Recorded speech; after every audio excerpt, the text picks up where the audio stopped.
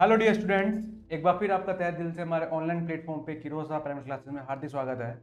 जैसे कि आपको पता था, रिसेंटली अभी सीआरई हुआ था, इसका बेहतरीन रिजल्ट दिया था किरोसा प्राइमरी क्लासेस ने।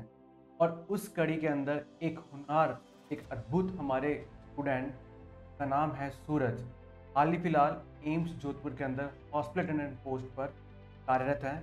और आज हम आप सबके सामने इनको लेके आए हैं, सूरज को, जिन्होंने अपने नाम के अकॉर्डिंग ही, सूरज की तरह ही, एक बहुत चमकदार रोशनी से अपने परिवार का नाम, किरोसा प्राइमरी क्लासेस का नाम रोशन किया। सबसे पहले मैं आपको इंट्रोड्यूस करवाता हूँ हमारे होनहार स्टूडेंट। सर सिलेक्ट होकर बहुत अच्छा लग रहा है। जोधपुर काफ़ी अच्छा शहर है और हॉस्पिटल भी काफ़ी अच्छा है। सही चल रहा है सर सब।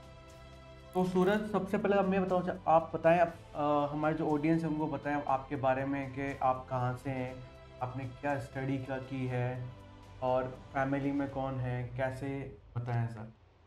सर मेरा नाम सूरज है और मैं बागपत जनपद गांव ललियाना यूपी का रहने वाला हूँ। ओके। दिल्ली एनसीआर के पास है। तो सर मैं एक गांव से हूँ। प्रॉपरली आप गांव से बिलोंग करते हाँ, हैं? Properly okay. गांव से बिलोंग करता हूँ। सर मैंने 10th 12th की के बाद सर मैं अच्छा, आपने 10th की, 12th की, 12th में आपके कितने परसेंटेज थे? सर 12th में मेरे 73 थे। 73%। उसके बाद आपने क्या किया था?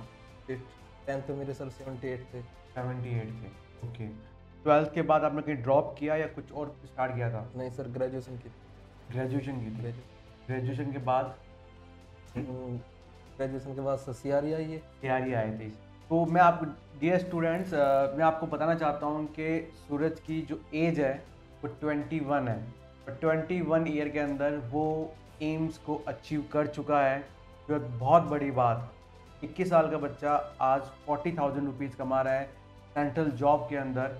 इससे बड़ी प्राउड वाली जो फीलिंग होती है वो अपने पेरेंट्स के लिए नहीं होगी। इसके साथ ही मैं सूरज आपसे ये पूछना चाहता हूँ कि सूरज, जैसे आपकी स्टडी, तो आपको पता होगा जो हमारी जो क्लासेस रहती थी वो रात को 9 बजे शेड्यूल रहता था हमारा। जब 9 बजे आता था तो आप दिन भर का काम करते हुए 9 बजे जब क्लास लेते थे, तो वो आप, तो हमारी जो क्लास थी आपके लिए कैसे इफेक्टिव थी, क्या था ऐसा? सर जब ये सीआरई आई थी हम्म। तो जब मैंने फॉर्म भरा था तब पता चला कि एक पेपर इसमें डोमेन है ओके। और एक बेसिक है। बेसिक आएगा। बेसिक की तैयारी सर मैं गांव में कोचिंग हमारे वेद कोचिंग सेंटर, विच कोचिंग सेंटर, वहाँ पे आपने? वहाँ पे मैंने प्रॉपर तैयारी की है। पहले पेपर की भी सब चीज़ क्लियर थे मैंने। पहले पेपर कहीं से मैंने और कुछ तैयारी नहीं की, लेकिन जो डोमेन पेपर था की क्लास मैंने सर यूट्यूब पे सर्च करी, सबसे ऊपर आप आ रही थी फिर वो ओके। सब पैरामेडिकल। तो जब ये आपने दिमाग में आया कि मैं यहाँ से लेना चाहता हूँ, तो आपके दिमाग में उस समय क्या कुछ डाउट चल रहे थे कि यार जब क्लास लूँगा तो क्वेश्चंस आएंगे नहीं आएंगे? उसके दिमाग में, जैसे आपके दिमाग में कुछ क्यूरियोसिटी होगी कि फर्स्ट टाइम आ रहा है, तैयारी है, सिलेबस कम था, आउट ऑफ सिलेबस भी क्वेश्चंस आए थे, फिर भी मोटिवेशनल जो चीज़ रह रही थी हमारी क्लास की, ड्यूरिंग मेरी क्लास के अंदर, और वो आपको कैसे सपोर्ट किया था आपको क्लास के अंदर? सर मैंने एक तो आपकी क्लास ले रहा था मैं, हम्म। और आपकी क्लास के साथ साथ एक दो बुक और भी ला रखी थी मैंने। ओके। तो उनसे ही पढ़ रहा था। हम्म। एक भाई वो कर रहा था एएनएम, हम्म। उसकी भी किताब ला रखी थी मैंने। सर कुल मिला के है कि एक दो किताब वो ला रखी थी, कुछ आपके दो पास से पढ़ा। ओके। ओके।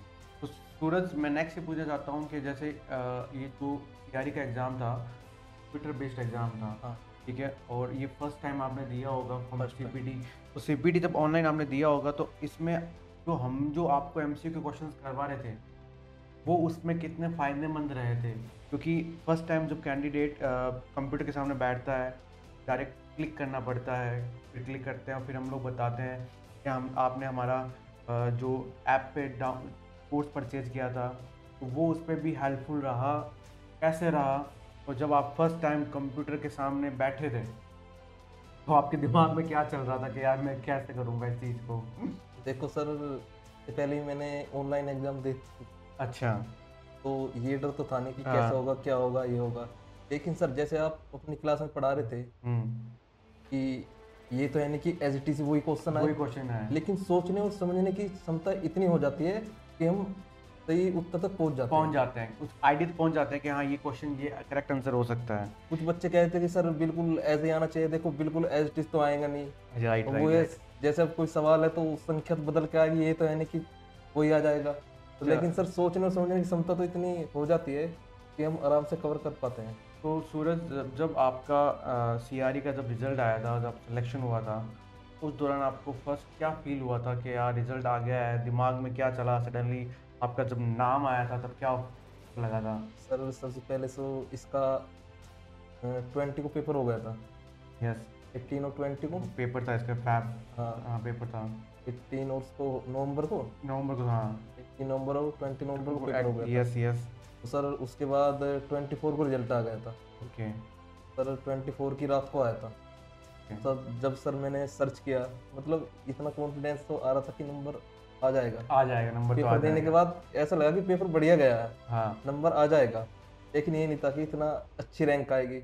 जब सर मैंने अपना रिजल्ट आया उसके बाद मैंने सर्च किया अपना रोल नंबर गिर के, और पहले पेज पे 9th रैंक। 9th rank. तो तो ये मेरे को भी बताना बहुत ज़रूरी था कि सूरज ने ऑल इंडिया 9th रैंक है वो प्राप्त की थी, और बहुत अच्छी रैंक मिली है जब भी हाल ही फिलहाल ये एम्स जोधपुर के अंदर कार्यरत है। Thank you.